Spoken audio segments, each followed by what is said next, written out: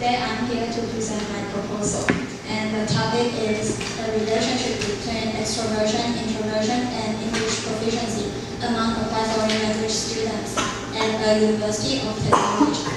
And I'm the presenter Patty, and my advisor is Dr. Wan Qing. And the table of contents, including three main parts: introduction, literature review, and methodology. First, introduction.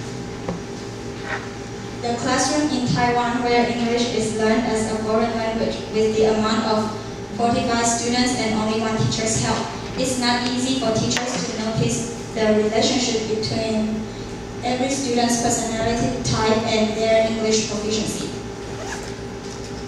When it comes to personality type, especially extroversion and introversion, people always think that extroverts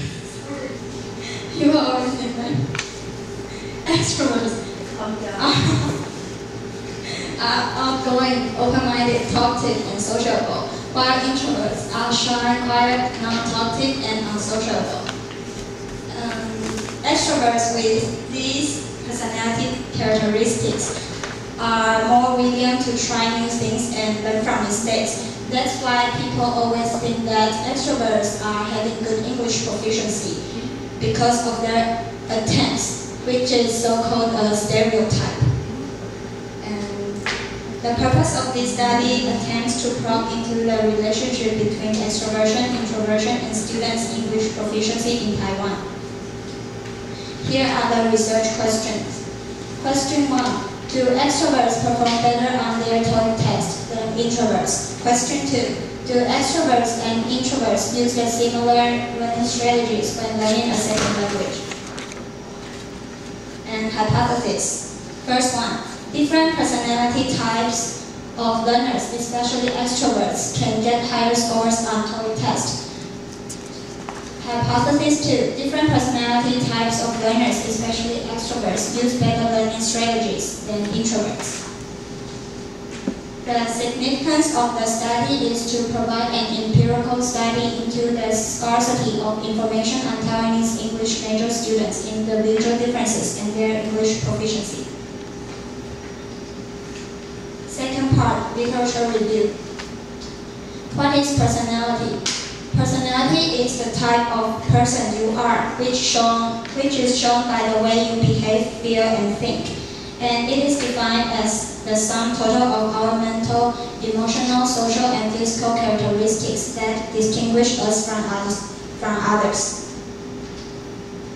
And Fisk and the other researchers, they divided personality into 5 dimensions: extroversion, openness, neuroticism, consensus, and agreeableness. And here in my study, I will only focus on extroversion and its counterpart, introversion.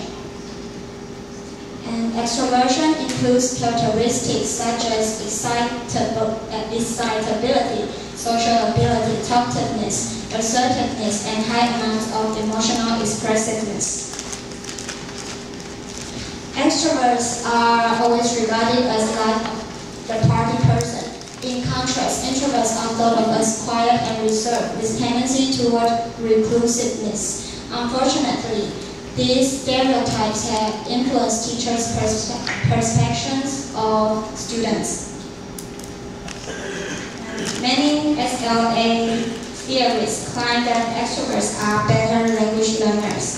However, one of the researchers, she found out introverts actually have higher English proficiency than extroverts, which is not what she expected. Even there were some researchers focused on students' English proficiency and personality type. Still, there were very few research conducted in Asia, especially in Taiwan.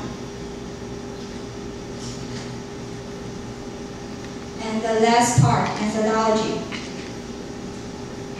The participants will be applied foreign language students from freshman to senior at Chaoyang University of Technology in Taichung. And the instruments I will use are demographics, Myers-Briggs type indicator, and strategy inventory for language learning. the statistical method will be multiple regression analysis. And here is the flow chart. First, I will choose the participants for pilot study, and then I will conduct a pilot study.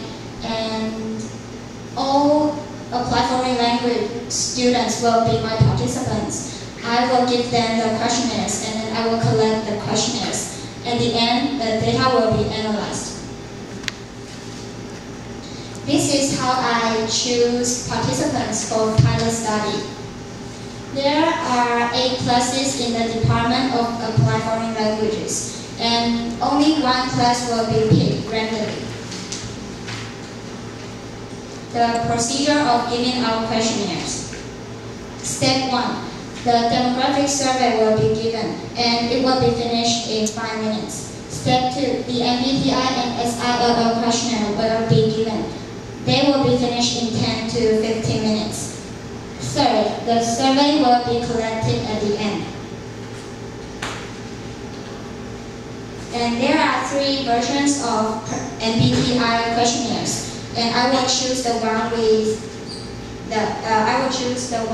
93 items because of its better validity and reliability. And here are the examples. Do you prefer to know the schedule before dating? And do you prefer to live on schedule or without schedule?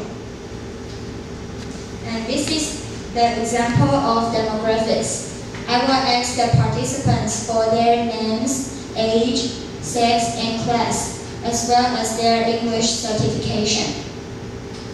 And I will also ask them about their English ability. For example, which English ability do you think is the most difficult? Listening, speaking, reading, or writing? Thank you for listening.